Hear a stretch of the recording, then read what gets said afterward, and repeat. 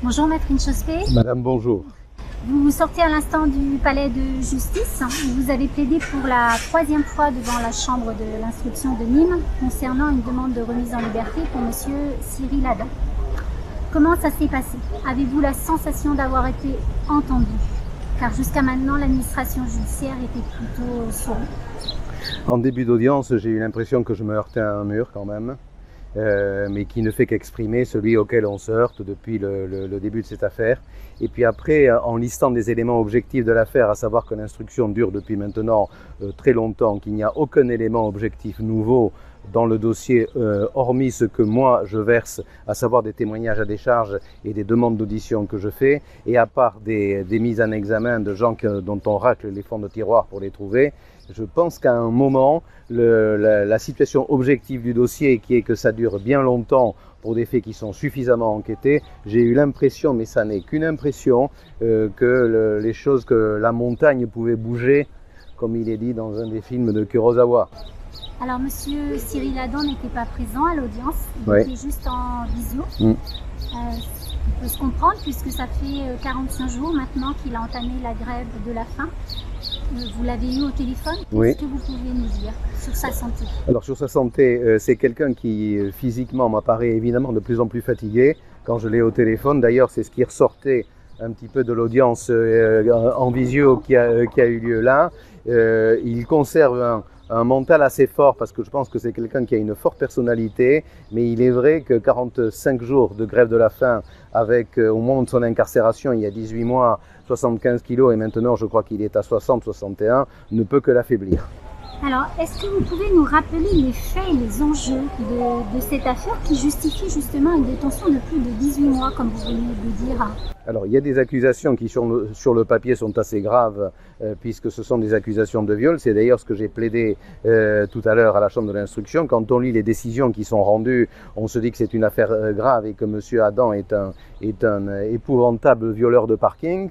De troisième ou de quatrième sous-sol. Et puis après, quand on regarde le détail de cette affaire, à la fois le fait que les faits dénoncés soient considérés comme normaux par une autre partie des élèves de M. Adam, tout ça relativise une affaire, à mon avis, la rend compliquée au début, fait que le système judiciaire a du mal à réaliser qu'on est dans une affaire qui est beaucoup plus compliquée que des accusations extrêmement simples et sommaires qui ont été posées contre M. Adam. Et je pense que c'est ça qui est à l'origine d'une durée d'instruction qui maintenant est bien longue et d'une détention provisoire qui, à mon avis, n'est pas justifiée.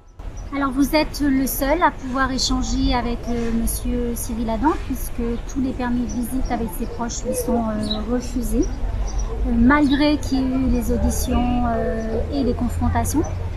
Comment cela est possible? Écoutez, ça c'est l'arbitraire au sens même classique et pas forcément critique de l'appareil judiciaire, c'est que le juge d'instruction et sur appel le président de la chambre de l'instruction, ils peuvent décider qu'au regard des nécessités de l'instruction, un permis de visite avec des proches peut impacter négativement sur l'instruction. Mais ça, c'est la lettre de la loi.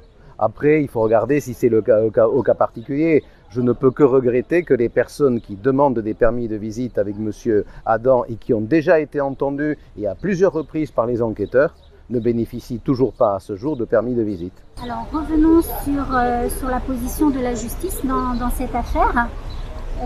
Vous avez transmis moult éléments à décharge, que ce soit au juge d'instruction, au juge des libertés et de la détention, que ce soit également à la chambre de l'instruction, et ils n'ont aucun doute jusqu'à maintenant quant à la culpabilité de M. Cyril Adam. Comment c'est possible? Écoutez, je vais vous dire que pour faire un parallèle, ça a été le cas de l'affaire d'Outreau, où de multiples accusations qui étaient assez ineptes quand on rentrait dans les détails étaient portées contre un ensemble de protagonistes. Ils étaient 18. Sur les 18, il y en a 14 et il y en a 13 qui ont fini par être acquittés par une cour d'assises. Il a fallu, avant les acquittements par la cour d'assises, de nombreuses demandes de mise en liberté pour qu'au final certaines soient acceptées et ça termine par une série massive d'acquittements parce qu'il y a une inertie judiciaire, parce qu'il y a des tempéraments, parce qu'il y a un formatage de l'opinion sur les questions de MeToo d'un côté et sur les questions de secte. Et nous, il se trouve qu'on est au carrefour de deux tendances, de deux tsunamis actuels qui sont le MeToo et la lutte contre les sectes alléguées et que nous faisons le plein d'arguments négatifs, psychologiques et médiatiques contre nous. Alors justement, si on va un petit peu plus loin sur ce sujet-là, c'est la sexualité qui est au cœur de cette affaire. Donc est-ce que ça reviendrait à dire que les magistrats, ça les dérange de voir une conception autre de la sexualité et que du coup ils ont une forme de parti pris qui peut être pris d'entrée?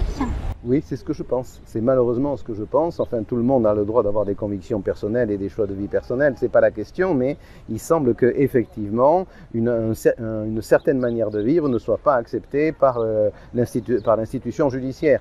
Mais quand on y réfléchit, finalement, ce qu'on reproche à M. Adam et à ses élèves d'être, c'est quasiment une communauté de hippies comme à la fin des années 60 et au début des années 70, avec des styles de vie qui n'étaient pas ceux de l'establishment intellectuel ou social, etc.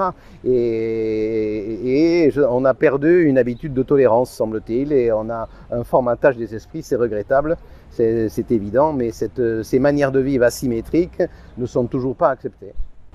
Alors jusqu'à maintenant, il n'a pas été entendu. Espérons que cette audience d'aujourd'hui porte ses fruits vers une autre voie qui est la voie de sortie.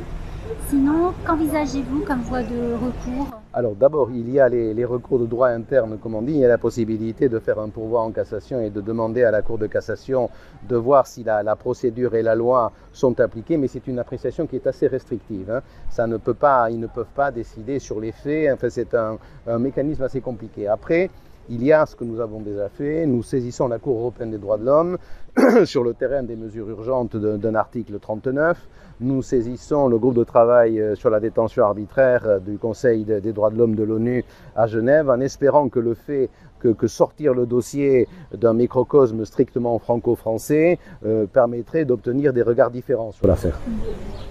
Alors dernière question, maître, comment voyez-vous la suite des événements dans cette affaire? Eh bien, moi je la vois comme un combat qui va continuer, parce que non seulement il faut sortir M. Adam, mais une fois qu'il sera sorti, de toute manière, il y aura une audience devant une cour d'assises spéciale.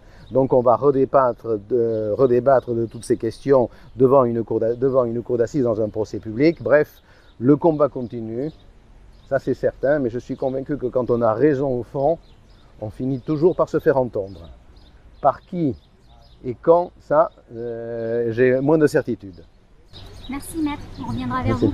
Ok, parfait, merci.